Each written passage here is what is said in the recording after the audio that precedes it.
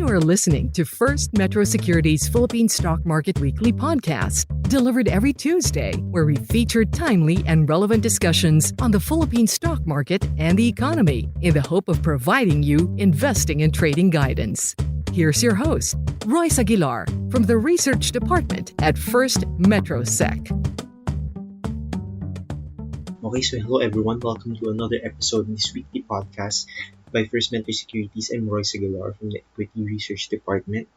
So first we'll discuss what the summary and outlook for the week in the PSCI, and then we'll mention some stock picks. And then after we'll discuss a theme which is about Ghost Month. Okay, so last week the PSCI ended on a short trading week in the red, 5928.45. So we were down by 74 points or 1.25% week on week. So this was on lingering concerns that Metro Manila will revert to more stringent lockdowns. COVID-19 infections continue to rise in the region. So losses were paired in the middle of the week after the Senate approved the Bayanihan Act 2 that allocates 140 billion for economic recovery efforts. So in the US, there was this GDP release, right? But the market's reaction was relatively muted. It was down by less than 1%, but it recovered it the next day, mainly because of higher earnings in their tech companies, right? But here, in terms of actual GDP number, came in negative 32.9% compared to expectations of around negative 34%. So it was actually less bad than thought. But this week, it's more of a wait and see. There are lots of data, lots of corporate earnings to be released this week, so we anticipate the market to take its cue from the slew of data releases this week. So we have local corporate earnings, which we will mention earlier. We have notable economic data like manufacturing, inflation, GDP report for the week. In terms of global front, eyes will be on the congressional debate on the new fiscal stimulus package in the US, where the market is waiting to see what happens with the enhanced unemployment benefits. So moving to our stock picks, we have first one, we have URC. So URC posted second quarter earnings of 3.8 billion. So that's 76% year-on-year increase, boosted by the strong growth in snack foods, noodles, powdered drinks, animal feeds, flour and sugar businesses, offsetting the decline in sales in candies and ready-to-drink beverages. So that strong second quarter performance boosted the company's first half income to 6 billion, which is 13% year-on-year increase, which is actually above ours and consensus estimates. So we think that the strong earnings will boost sentiment this week. We noted in our company report, you can see that in the FirstMetroSec website, that URC's earnings moving forward is hinged on more snacking at home, restocking of inventories, pricing power and margin expansion from favorable product mix and their cost rationalization initiatives. That being said, we recommend buying the stock at current price. You can set your cut loss below 115, resistance at 135, and keep in mind that our fundamental target price for the stock within the next 12 months is 178. So that's our only buy pick for the week. So in terms of sell, we have IMI. So it actually posted a net loss of 16.9 million US dollars during the second quarter of the year, reversing its profit of 5.5 million last year. So for the first half of the year now, its net loss is now at 21.5 million US dollars compared to last year's profits of 5.8 million. So we have reasons for that. It's due to the shutdown of several plants across the globe. We had shutdown in the Philippines, China, Mexico, even plants in Bulgaria and Czech Republic were on reduced work schedules amid government policies. We did note in our previous Traders Playbook that IMI closing at several of its facilities in different countries would result to lower earnings. So given the uncertainty and the magnitude of the impact of COVID-19 on the global supply chain, even in their sector of the business, we expect sentiment to remain bearish in the short term. Right? There could be some rebound in there, but we do think it's going to be a dead cat bounce unless they disclose some big news or new acquisition and the like, but status quo. So we do reiterate our previous call to light in position with current prices. It did break down at its recent support of 4.80, so there could be some downside risk there. Next support is at 4.24. Our last pick, it's also a sell, at least for the week, is ICT. So it's expected to release its earnings result on Thursday. So So several countries implementing lockdowns due to the pandemic.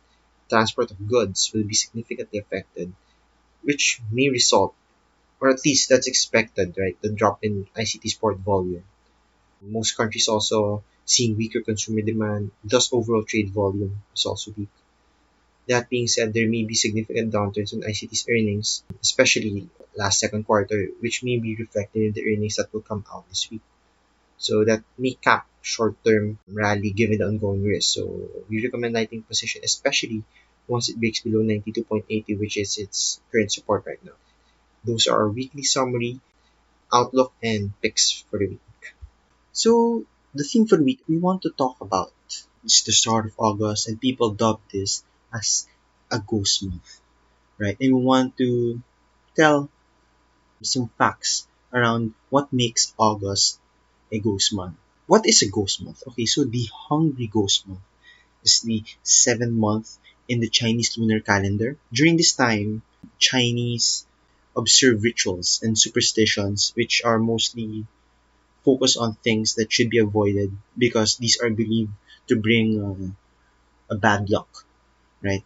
So according to this Chinese tradition, the festival of the hungry ghost is when the gates of hell are open and spirits from there go out and roam the earth, right? So in business, usually launching a new venture during this hungry ghost month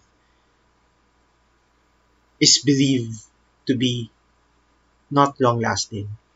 Superstitious buyers also shun buying properties during the ghost month, whether it's a property like a house or even a car.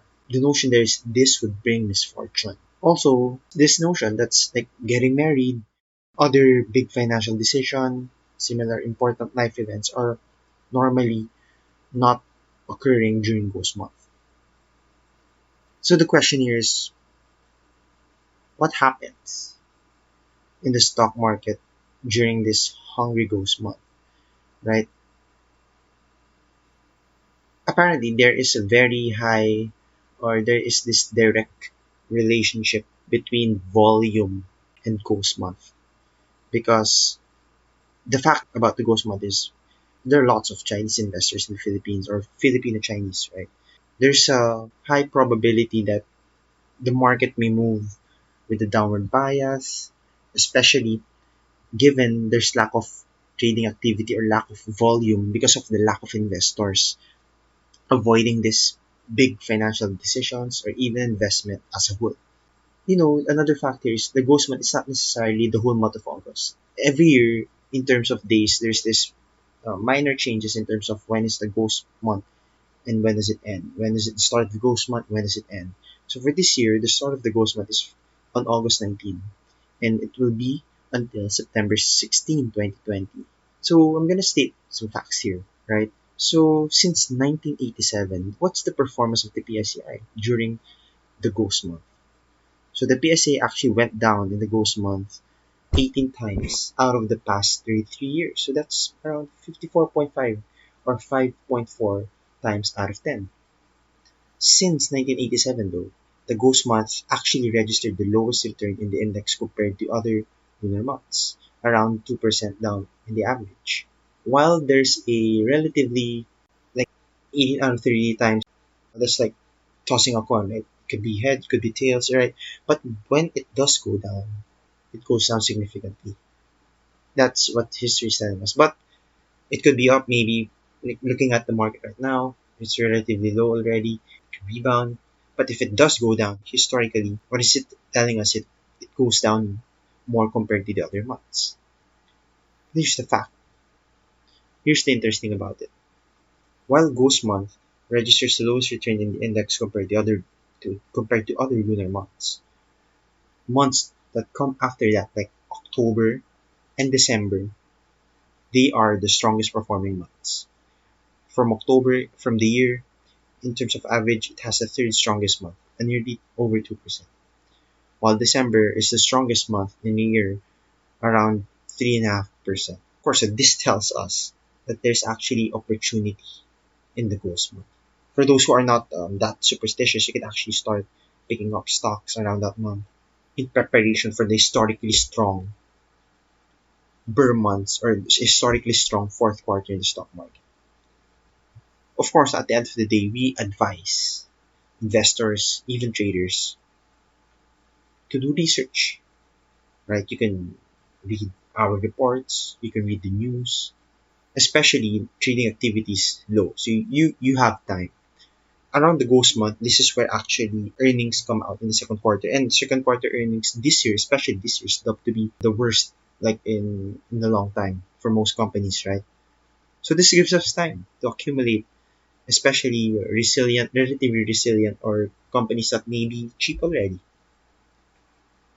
So after the ghost month, around mid-November, you can actually now see the third quarter earnings, which we do expect to be slightly better compared to the first half of the year, right? So that gives us like momentum given the historical facts that we have that fourth quarter of the year is relatively strong compared to other months of the year.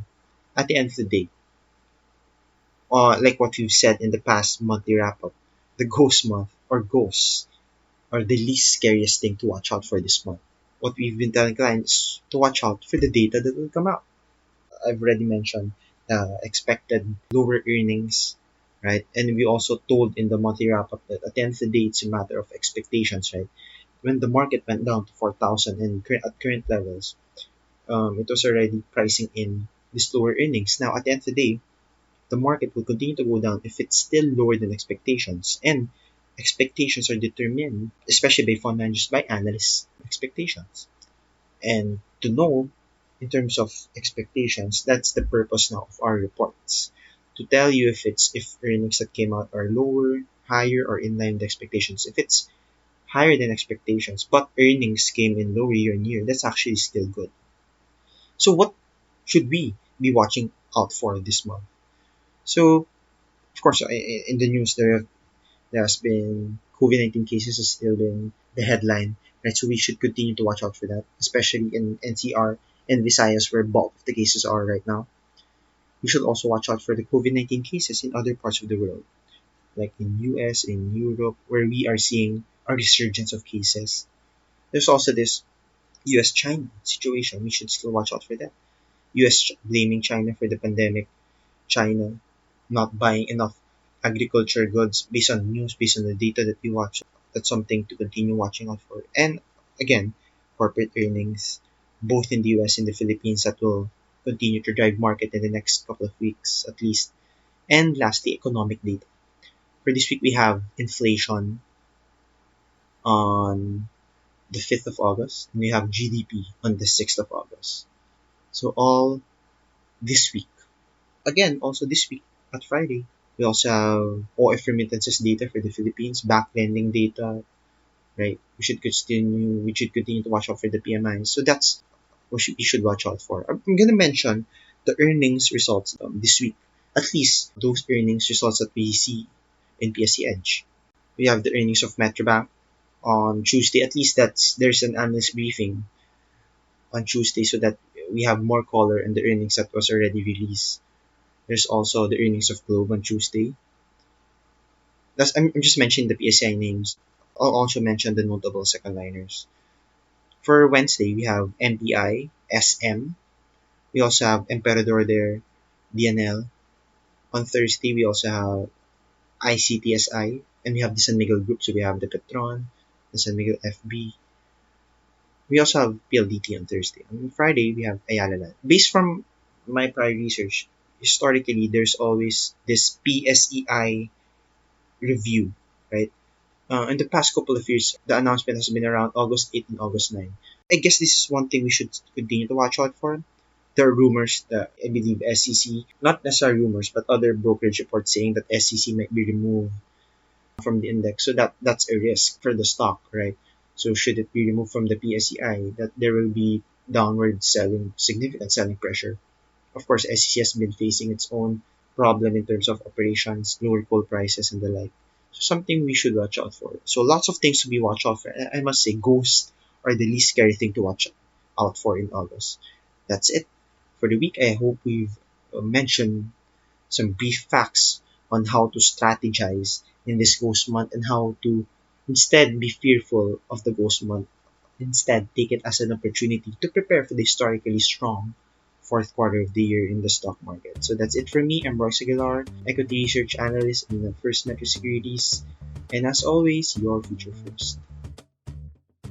Thanks for listening to First Metro Securities Philippine Stock Market Weekly podcast. Don't forget to follow us to get first dibs on our new episodes. For more up-to-date market news and info, exclusive content, and the opportunity to connect with your fellow Filipino investors and traders, join facebook.com/groups/FirstMetroSec and be part of the First MetroSec family.